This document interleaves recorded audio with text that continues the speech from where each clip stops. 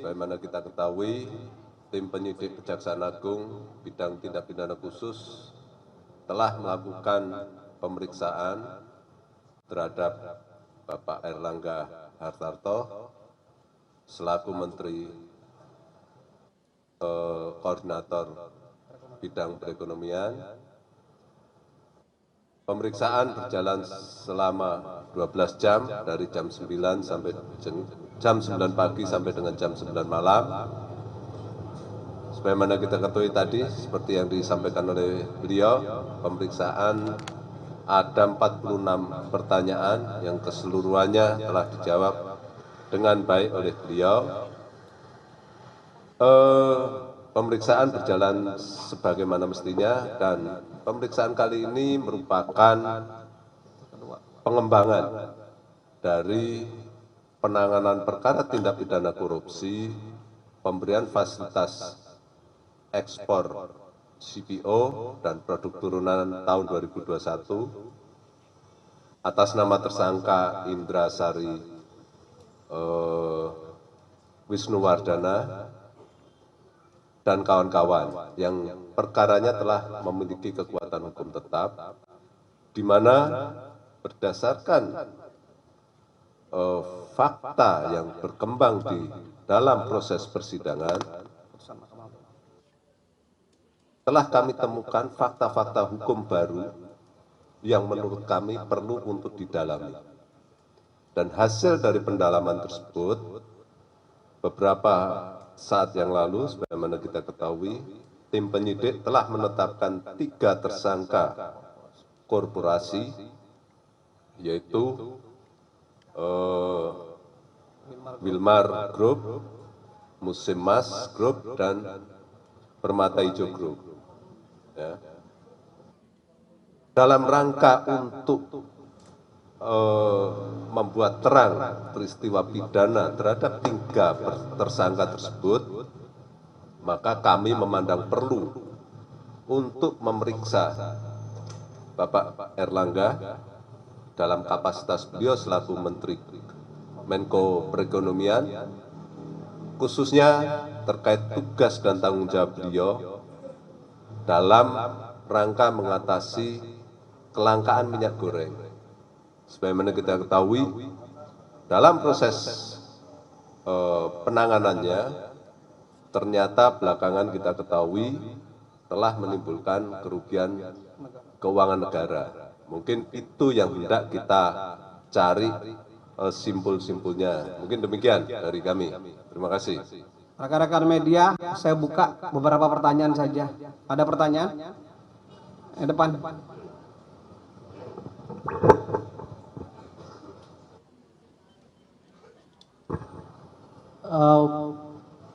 Selamat malam Pak, saya Hedi dari Kumparan. Ini mempertanyakan tadi kalau bisa didetailkan yang 40-an pertanyaan itu apa saya menyangkut, apakah kan tadi juga sempat dijelaskan bahwa itu soal kebijakan yang bersangkutan ketahui gitu. Kalau bisa didetailkan mungkin yang bisa di-share ke media itu 40 pertanyaan itu apa saja, menyangkut apa saja dikonfirmasinya Pak. Itu yang pertama. Terus yang kedua, mungkin beberapa bertanya gitu kenapa yang bersangkutan ini lama diperiksa begitu Pak. Beda mungkin sama 2 menteri sebelumnya yang pernah diperiksa juga di sini. Mereka agak cepat keluarnya. Ini buat Pak Kapuspen mungkin yang soal sutra itu, apakah benar sudah ada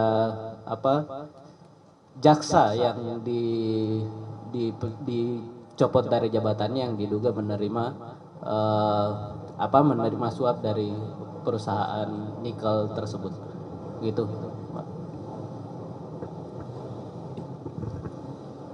Saya jawab yang ketiga ya, pertanyaannya, bahwa dalam waktu 1 bulan yang lalu saya sudah pernah merilis terkait dengan pelanggaran disiplin berat dari oknum 3 oknum jaksa. 3 orang dilakukan pencopotan terhadap jabatan dan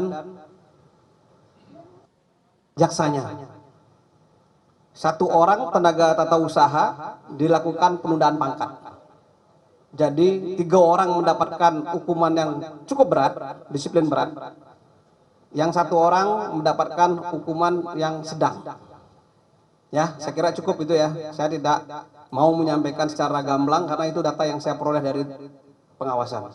Silakan Pak, lanjutkan. Terima kasih, saya coba menjawab. Tentunya 46 pertanyaan tersebut itu sangat teknis sekali, teknis penyidikan, sehingga kami tidak bisa menyampaikan di sini.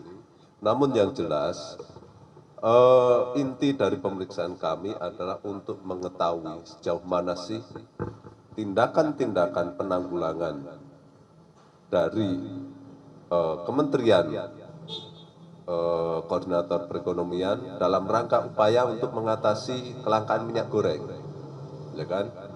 Nah, kenapa baru saat ini kami panggil? Tadi sudah saya sampaikan bahwa ini merupakan hasil pengembangan berdasarkan fakta yang kami temukan di persidangan. Setelah kami kaji, ternyata fakta-fakta itu harus kami dalami dan harus kami sikapi, sehingga tadi ada 3 perusahaan yang kami tetapkan sebagai tersangka. Itu ya. Mungkin demikian. Ada lagi pertanyaan? Maju di depan kalau mau nanya. Di depan dulu. Tadi angkat tangannya di depan. Saya Dani Pak dari Bisnis Indonesia. Saya punya satu pertanyaan aja. Dari 46 pertanyaan itu, apakah didalami salah satunya terkait dengan nama Menko Perekonomian Airlangga Hartarto yang disebut dalam dakwaan atas nama terdakwa Webinanto atas nama Lincewe? Apakah itu didalami juga, karena kita ketahui juga Bapak Webinanto ini adalah salah satunya tim asistensi dari Menko Perekonomian. Terima kasih. Ya, tentunya segala hal yang menurut hemat kami bisa membuat terang peristiwa pidananya pasti kami dalami. Ya, tentu tetap kita asasnya adalah ada tidak alat buktinya. Ya, sepanjang itu ada alat buktinya dan memang harus kami dalami, pasti akan kami dalami.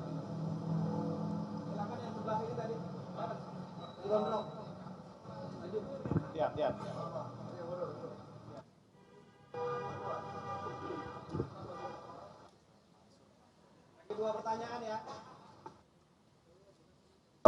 Singkat aja Pak, ya, dari pemeriksaan hari ini, apakah sudah cukup Pak untuk memeriksa Pak Airlangga? Kemudian dari pertanyaannya tadi, apakah ada yang berkaitan dengan kebijakannya terkait ekspor CPO itu tersebut? Ya, untuk pertanyaan kedua itu sudah teknis sekali, kami tidak bisa menjawab.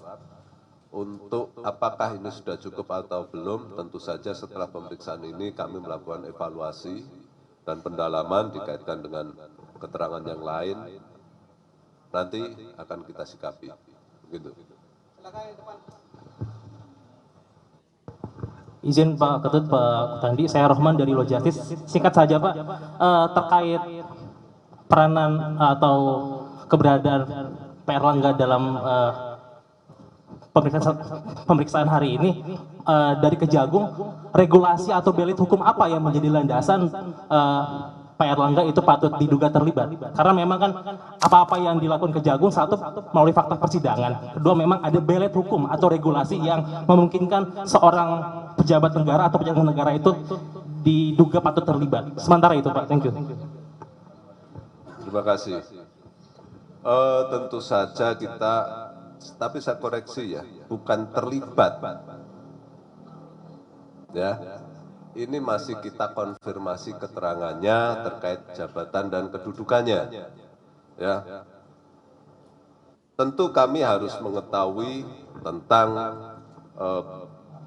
tindakan-tindakan yang diambil, keputusan-keputusan, baik itu di dalam rapat dan sebagainya, upaya-upaya untuk mencegah, untuk mengatasi kelangkaan minyak goreng. Ya, tapi kita tahu sendiri bahwa di dalam persidangan perkara yang terdahulu ternyata terbukti bahwa langkah-langkah yang diambil pada saat itu telah merugikan keuangan negara. Ya. Nah, kami mau mendalami ini, apakah ketiga perusahaan tersebut turut menimbulkan kerugian negara atau yang menikmati kerugian uang dari uang negara, dan kenapa itu bisa terjadi, itu yang tidak kami dalami, ya. Mungkin demikian. Satu pertanyaan lagi. Di belakang.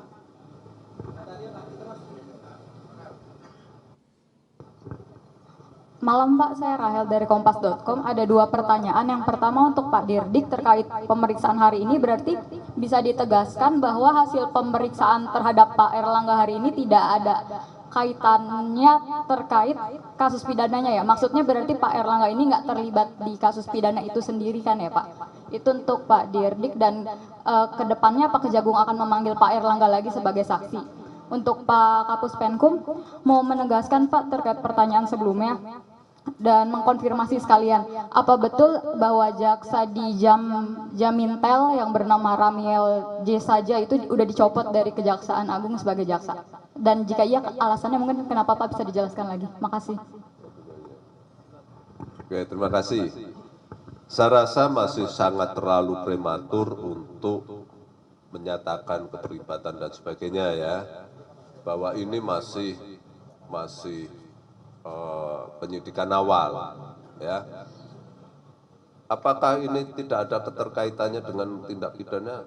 Justru ini mendalami tindak pidana yang telah terbukti sebelumnya. Ya, kita dalam rangka untuk mengembangkan. Ya, jadi fakta-fakta hukum yang muncul di persidangan kami pastikan selalu kami ikuti perkembangannya dan kami cermati. Apabila ternyata dari fakta tersebut muncul fakta hukum yang memang harus kami dalami, maka seperti Bapak Ibu kalian lihat hari ini, kita pasti dalami, ya. Jadi proses masih berjalan dan itu masih kami lihat perkembangannya. Jadi mari kita tunggulah, ya. Jangan buru-buru. Oke ya. Jadi pertanyaan tadi sambungan ya. Saya tegaskan bahwa yang bersangkutan yang dicopot jabatan dan jaksanya ada 3 pada saat beliau atau yang bersangkutan menjabat sebagai Kepala Kejaksaan Tinggi di Sultra. Yang kedua adalah yang dicopot adalah pada saat yang bersangkutan sebagai Aswisus di Kejari Sultra. Dan yang ketiga adalah sebagai koordinator eselon 3. Ya, saya kira rekan-rekan media sudah paham itu. Bukan pada saat yang bersangkutan menjabat sebagai direktur Jamintel. Saya kira itu ya jelas ya. Saya kira itu teman-teman media, terima kasih atas kehadirannya. Salam sehat dan bahagia untuk kita semua. Assalamualaikum warahmatullahi wabarakatuh. Dan